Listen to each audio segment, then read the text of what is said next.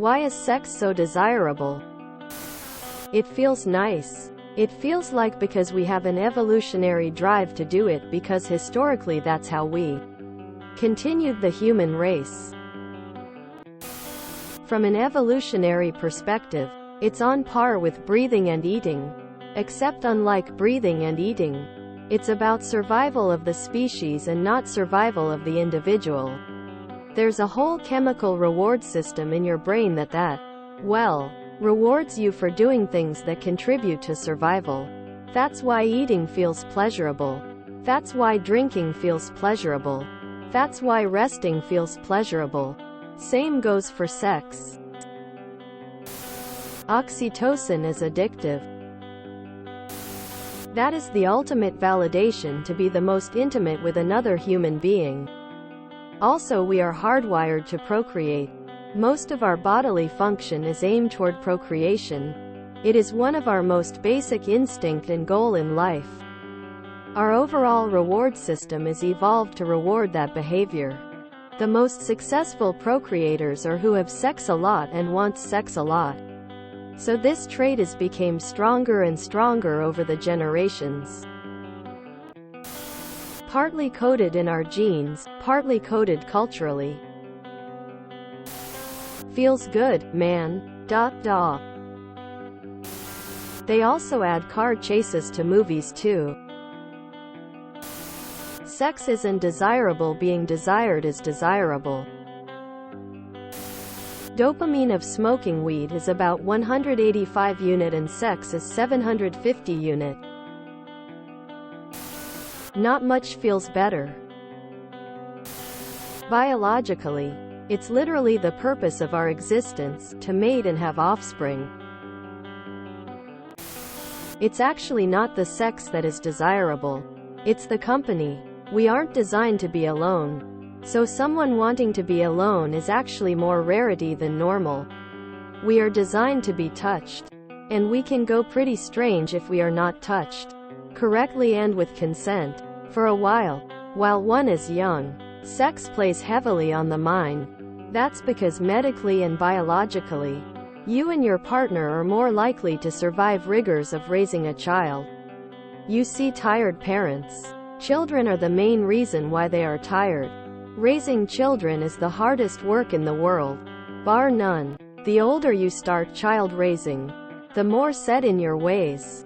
And with the energy of youth is no longer on your side, the raising becomes more difficult.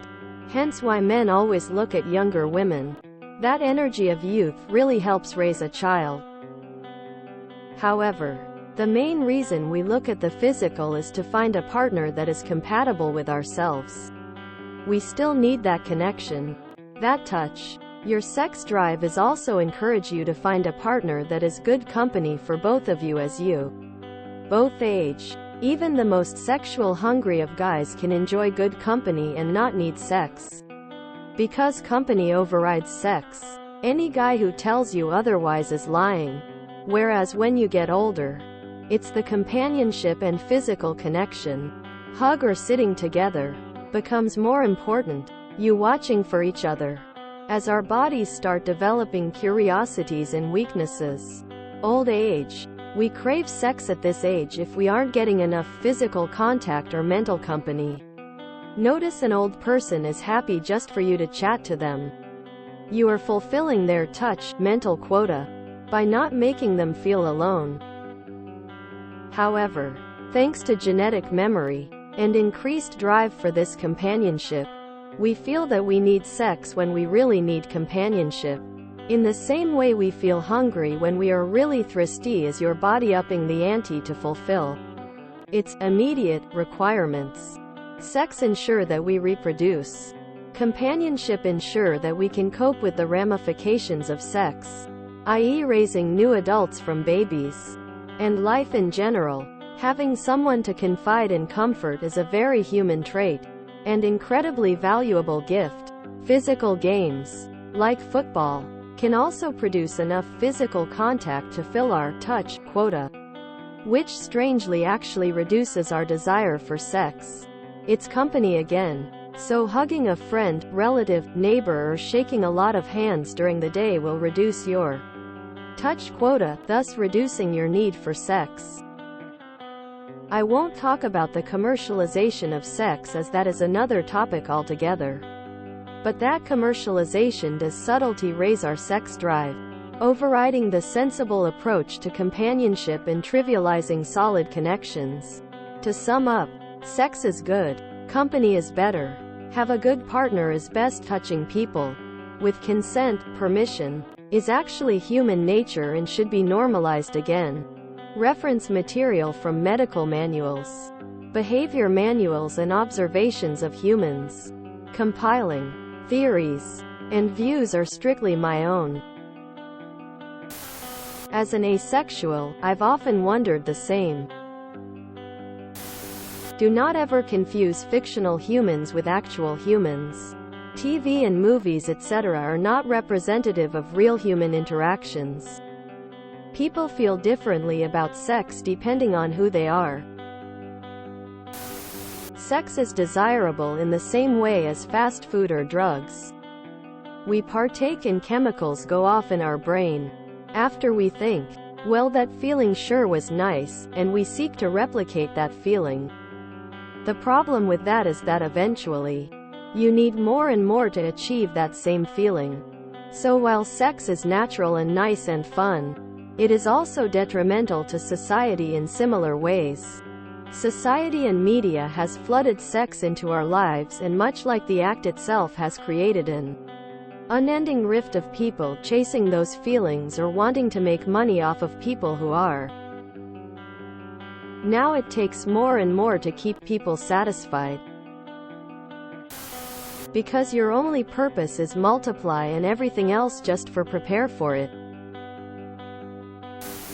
Sex is desirable because it gives dopamine.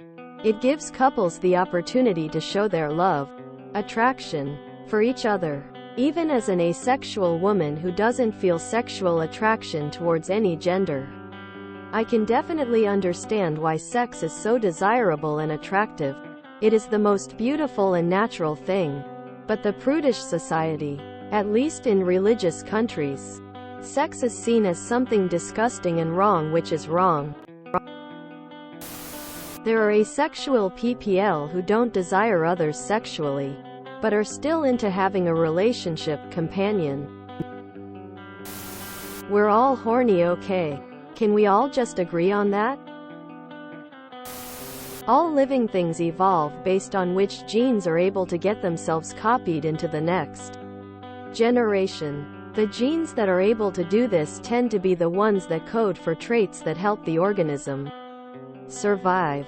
Different animals will have different genes appropriate to their environment, but you can guarantee that any animal that reproduces must possess some combination of genes that code for that particular act. Any animal that didn't possess such genes would not reproduce, and would go extinct pretty quickly, since every animal that reproduces must have reproduction genes.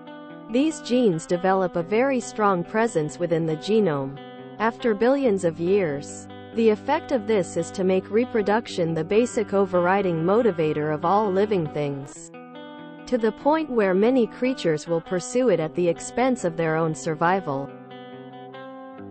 Humans don't go that far. Of course, our reproduction genes manifest in making sex desirable so that we will want to do it more. As you can see, this has been rather successful. If you enjoyed this video, please check out our playlists full of similar content. TooAfraidToAsk is like doom scrolling for your ears.